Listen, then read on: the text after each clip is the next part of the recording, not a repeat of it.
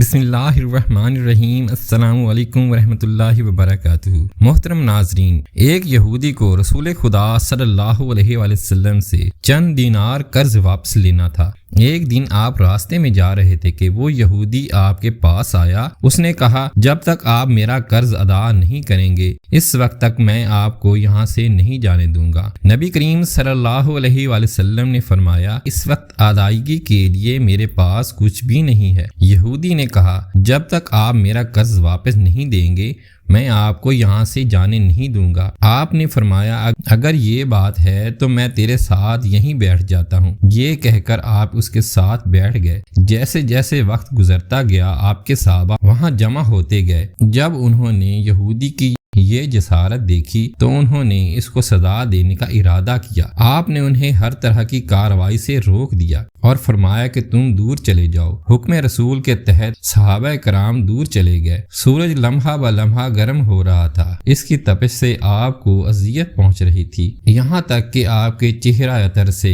پسینہ بہنے لگا۔ اس کے باوجود آپ نے کسی طرح کا غصے کا اظہار نہ کیا اور کوئی سخت جملہ نہ کہا اور سارا دن وہیں بیٹھے رہے اور ظہر، عصر اور مغرب و عشاء نمازیں وہیں پڑھیں، پھر رات بھی وہیں بسر کی اور فجر کی نماز بھی وہیں پڑھی۔ صحابہ یہودی کو ڈرانے دھمکانے لگے۔ آپ نے فرمایا، تم اس سے یہ کیسا سلوک کر رہے ہو؟ صحابہ نے کہا، یا رسول اللہ، اس کی یہ جرت کہ آپ کو یرغمال بنا کر اپنے پاس بٹھا لے۔ حضور صلی اللہ علیہ وآلہ وسلم نے فرمایا، اللہ نے مجھے اس لیے نہیں بھیجا کہ میں کسی ہم پیما یا کسی اور پر ظلم کروں۔ جب دن چڑھا تو یہودی نے کلمہ اسلام پڑھتے ہوئے کہا، اشہد اللہ الہ الا اللہ وحدہ لا شریک لہ واشہد ان محمدا عبدہ ورسولہ۔ میں اپنی دولت کا ایک حصہ راہ خدا میں دیتا ہوں۔ میں نے آپ کو اس لیے نہیں روکا تھا کہ میں آپ کی توہین کروں، اس ذریعے سے میں آپ کے پیمانہ صبر کو آزمانا چاہتا تھا، کیونکہ تورات میں نے آپ کی یہ صفت پڑھی ہے، محمد بن عبداللہ مکہ میں پیدا ہوگا اور طیبہ کی طرف ہجرت کرے گا، اور وہ تنخو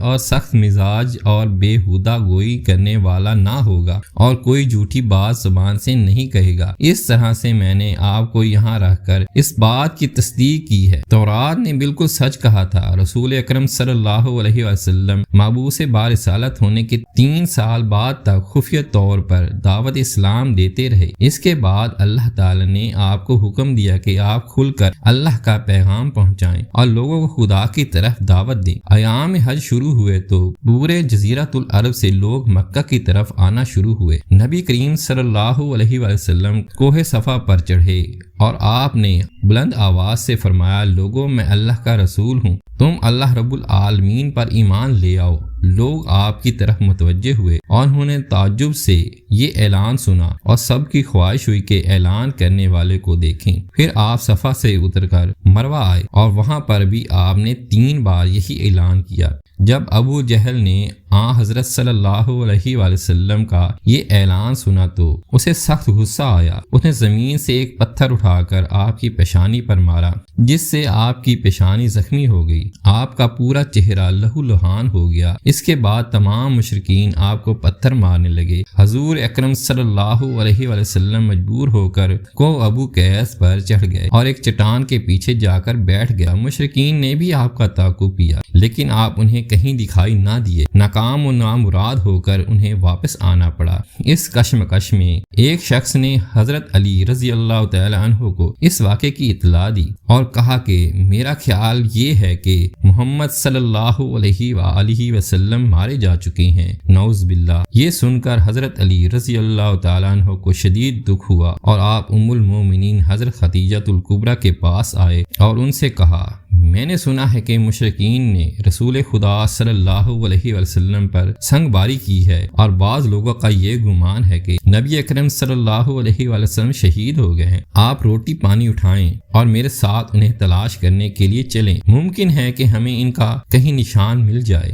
آپ وادی پر نظر رکھیں، پہاڑ کے دامن میں آپ صلی اللہ علیہ وآلہ وسلم کو تلاش کرتا ہوں۔ آپ روتے ہوئے آگے بڑھے۔ آپ کہہ رہے تھے کہ یا رسول اللہ، ہمیں جواب دیں، آپ کہاں ہیں؟ میری روح آپ پر قربان، آپ کس وادی میں بھوکے پیاسے ہو؟ آپ نے مجھے اپنے ساتھ کیوں نہ لیا تھا؟ حضرت خدیجہ رو رو کر فریاد کر رہی تھی کہ کوئی ہے جو نبی کریم صلی اللہ علیہ وآلہ وسلم کی مجھے خبر دے، کیا کسی نے انہیں دیکھا ہے جو مجھے ان کے متعلق بتلائے۔ اس وقت جبرائیل امین علیہ السلام رسول خدا صلی اللہ علیہ وآلہ وسلم پر نازل ہوئے۔ ان کے پیچھے ملائکہ کی بہت بڑی صفیں تھیں۔ انہوں نے حضرت صلی اللہ علیہ وآلہ وسلم سے کہا، خداوند جبار نے ہمیں آپ کے فرمان کے تعمیل کے لیے بھیجا ہے، اگر آپ چاہیں تو ہم اس قوم کو تباہ کر دیں گے اور ان کا دنیا میں کہیں نام و نشان تک دکھائی نہ دے گا۔ رحمت للعالمین نے فرمایا، میں نبی رحمت بنا کر بھیجا گیا ہوں، میں عذاب و انتقام کا حامی نہیں ہوں، پروردگار میری قوم کو معاف کر دے،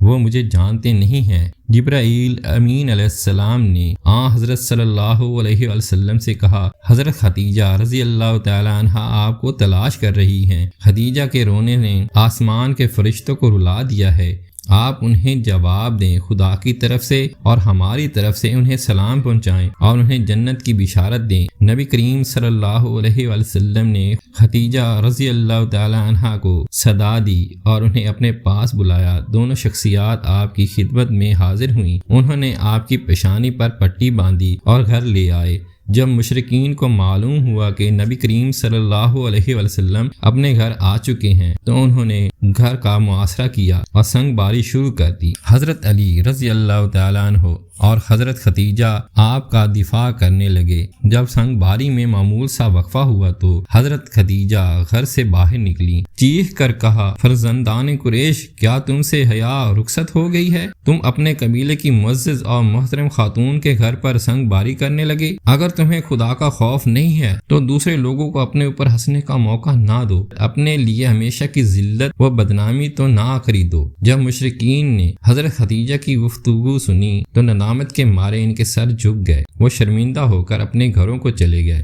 نبی کریم صلی اللہ علیہ وسلم نے دعوت اسلام کا آغاز ان روح فرسا واقعات کے ساتھ کیا۔ آپ پر کروڑ سلام ہو۔ آپ نے لوگوں کو گمراہی اور ذلت سے بچانے کے لیے قدم قدم پر تکلیفیں اٹھائیں اور صدمے برداشت کیے۔ امید کرتا ہوں کہ آپ کو آج کی ویڈیو اچھی لگی ہوگی۔ اگر آپ کو ہماری ویڈیو اچھی لگی ہے تو ویڈیو کو لائک کریں اور مزید اس طرح کی ویڈیو دیکھنے کے لیے ہمارا چینل سبسکرائب کریں۔ اللہ حافظ۔